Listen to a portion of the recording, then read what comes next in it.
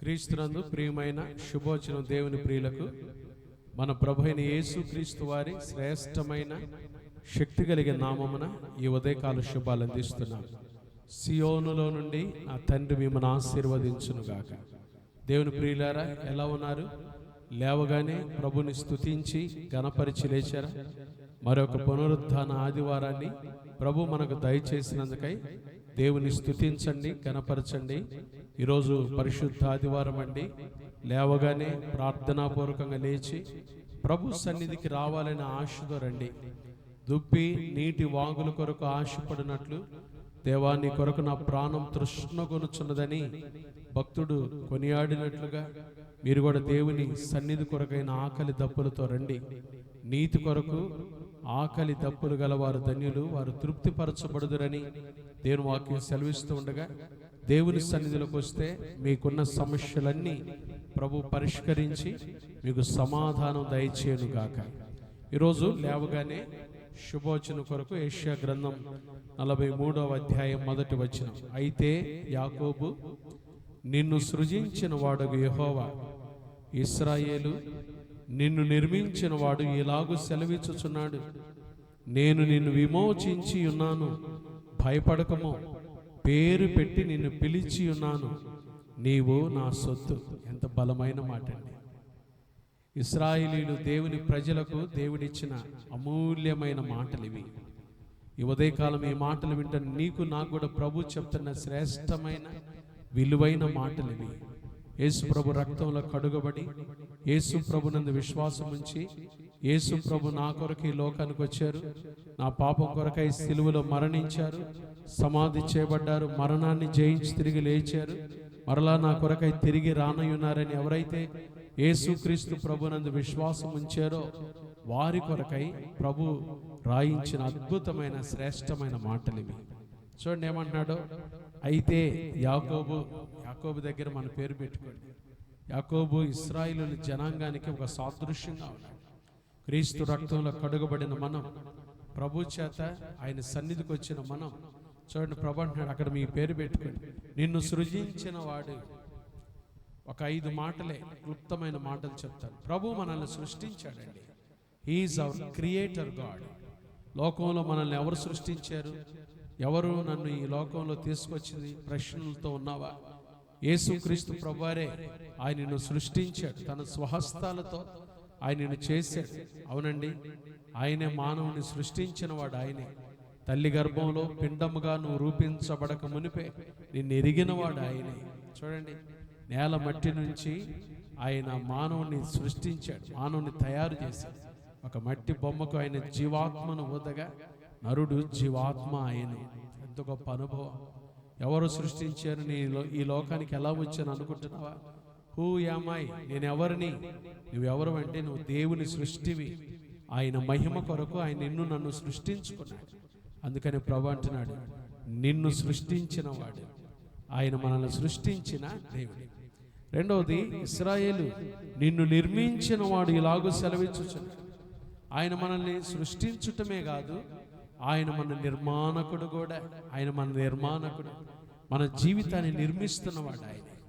ప్రభు సృష్టించి జీవితాలు నిర్మించేవాడు కదండి. ఆయన మన నిర్మాణకుడైన దేవుడు. యేసు ప్రభువేనా నీ నిర్మాణకుడు? ప్రభు చేతనా నువ్వు నిర్మించబడుతుంది? లేదా ఇంకా లోకంలో అపవాది ఉన్నాడు, వాడు కూడా చాలా మంది జీవితాలను నిర్మిస్తున్నాడు. వాడు పాపం చేసి వాడు ఉగ్రతకి, నాశనానికి, నిత్య నరకానికి నిర్మిస్తుంటే యేసు ప్రభు నిత్య జీవానికి నిర్మించేవాడు. ఆయన కానీ నీ జీవితాన్ని సంపూర్ణంగా అప్పగిస్తే, నీ జీవితాన్ని ఆయనకు అప్పగించుకుంటే ఆయన నిన్ను జాగ్రత్తగా నిర్మిస్తాడు కదండి. కొంతమంది జీవితాలను ప్రభు నిర్మించటం లేదండి. సృష్టించాడు ఆయనే, కానీ ఆయన నిర్మించటంలా. ఎందుకంటే వారు ఇంకా వారి జీవితాలను యేసయ్యకు అప్పగించలేదు. ఉదయకాలం ఈ మాటలు వింటున్న నీవు నీ జీవితాన్ని ప్రభువుకు అప్పగించావా?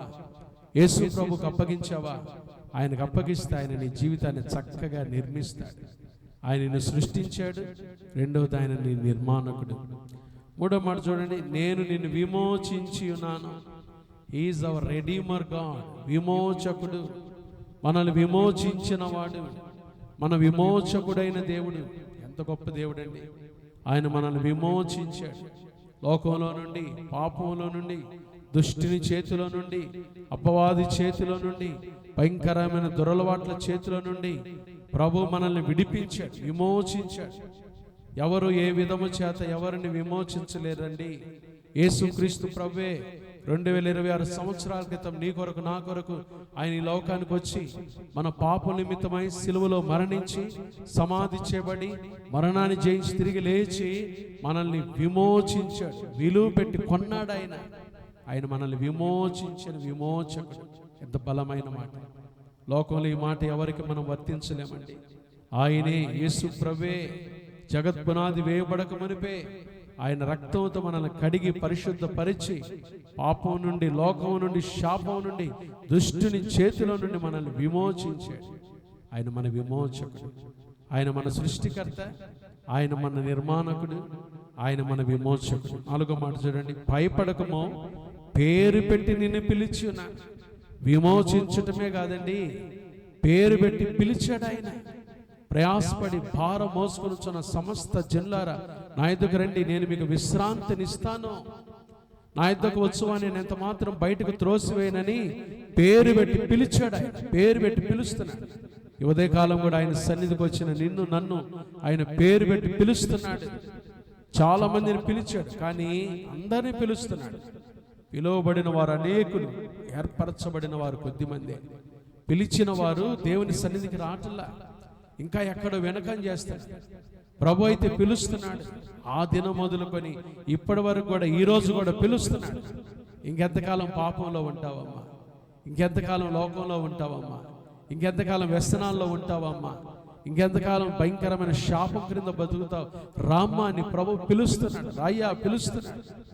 ప్రభు పిలిచేవాడు. ఆయన పిలుపును కానీ గ్రహించి నువ్వు వస్తే దేవుడు ఖచ్చితంగా నేను ఆశీర్వదిస్తాడు. యోహాను 10లో రాశారు కదండి, ఆయన తన సొంత గొర్రెలను పేరు పెట్టి పిలుచును. ప్రభు ఈ ఉదయకాలం కూడా పిలుస్తున్నాడు. ఆఖరి మాట చూడండి, నీవు నా సొత్తు అన్నాడు. పిలిచినప్పుడు నువ్వు ఎప్పుడైతే లోబడొస్తావో ప్రభు ఏమంటాడు తెలుసా, నిన్ను తన సొత్తుగా, తన స్వకీయ సంపాద్యంగా చేసుకునేవాడు. ఆయన సొత్తు కదండి. లోకంలో కొన్ని మనం ఇది నా సొత్తు, ఇది నేను కొనుక్కున్నాను, ఇది నాది, it is belong to me, ఇది నాకు చెందినది, ఇది నా సొత్తు అని అంటాం కదండి. ప్రభువుని ఎప్పుడైతే మన సొంత రక్షకునిగా అంగీకరిస్తామో ఆయన మనతో అనే మాట, నీవు నా సొత్తు, నా స్వకీయ సంపాద్యం. నువ్వు నా సొత్తు కాబట్టి నా చేతిలో నుండి ఎవడు నిన్ను దొంగిలించలేడు, అపహరించలేడు. నా చేతిలో నువ్వు ఉంటే నీకే కీడు అపాయం రాదు. నీవు నా సొత్తు. ఎంత గొప్ప మాట, బలమైన మాట. దేవుని సొత్తుగా ప్రభు మనల్ని చేసుకుంది. లోకంలో ఎక్కడో తిరుగుతున్న మనల్ని కదండి, ఎక్కడో భయంకరమైన స్థితిలో నీచమైన కార్యాలు, దేవునికి అయిష్టమైన పనులు చేస్తున్న మనల్ని ప్రభు పేరు పెట్టి పిలుచుకొని ఆయన సన్నిధిలోకి తీసుకొని ఆయన రక్తంతో కడిగి మనల్ని పరిశుద్ధపరిచి ఆయన సొత్తుగా చేసుకున్నారు. అందుకని పౌలు అంటాడు, మీరు విలువ పెట్టి కొనబడిన వారు గనుక మీ దేహంతో దేవుని మహింపరచండి. మీరు ఆయన సొత్తు కాబట్టి, మీరు ఆయన సొత్తు కాబట్టి, ఆయన స్వకీయ సంపాద్యం కాబట్టి ఆయన కొరకు జాగ్రత్తగా జీవించండి. దేవుని బిడ్డలారా, ఈ ఉదయకాలం ఈ మాటలు వింటున్న మనందరం కూడా ఈ 5 విషయాలు మన జీవితాలకు అన్వయించుకుందాం. 1, ఆయన మనల్ని సృష్టించాడు, ఆయన మన నిర్మాణకుడు, ఆయన మనల్ని విమోచించాడు, విమోచకుడు, ఆయన పేరు పెట్టి పిలుచుకున్నాడు, ఆయన సొత్తుగా చేసుకున్నాడు. ఈ 5 అనుభవాల్లో వింటున్న మనందరం దీవించబడుదుము గాక. దేవుడి కృప మనందరికి దయచేయను గాక. ఆమేన్. ప్రార్థన చేసుకుందామండి. దయగల దేవా, మీకు స్తోత్రాలు. ఈ ఉదయకాలం తండ్రి లేవగానే శుభోచనం ద్వారా మీరు మాకు ఇచ్చిన వాక్యాన్ని బట్టి స్తోత్రాలు. విన్న వాక్యాన్ని దీవించండి, నీరు కట్టి ఫలింపచేయండి. ఈరోజు పరిశుద్ధ ఆదివారం అయ్యా, మరొక పునరుత్థాన ఆదివారాన్ని మా బ్రతుకుల్లో ఇచ్చి మిమ్మల్ని స్తుతించి ఆరాధించే భాగ్యం ఇచ్చినందుకై స్తోత్రాలు. వచ్చిన ఈ బిడ్డలందరినీ దీవించండి, వినే వాక్యాన్ని దీవించండి, ఆశీర్వాదకరంగా చేయండి. ప్రభా తండ్రి, ఈరోజు ప్రభా మీ సన్నిధికి ప్రతి ఒక్కరు రావటానికి కృప దయచేయండి. ఆటంకాలన్నీ తొలగించండి ప్రభా, అపాయాలు తప్పించి ఈ బిడ్డలందరినీ క్షేమంగా మీ సన్నిధికి నడిపించండి. సేవకులు నిలబడి వాక్యాలు అందిస్తూ ఉండగా ఒక్కొక్క సేవకుని మీ ఆత్మతో అభిషేకించి బలపరిచి వాడుకోండి. రెట్టింపు ఆత్మ అభిషేకాన్ని దయచేయండి. మీరే మహిమ పొందండి.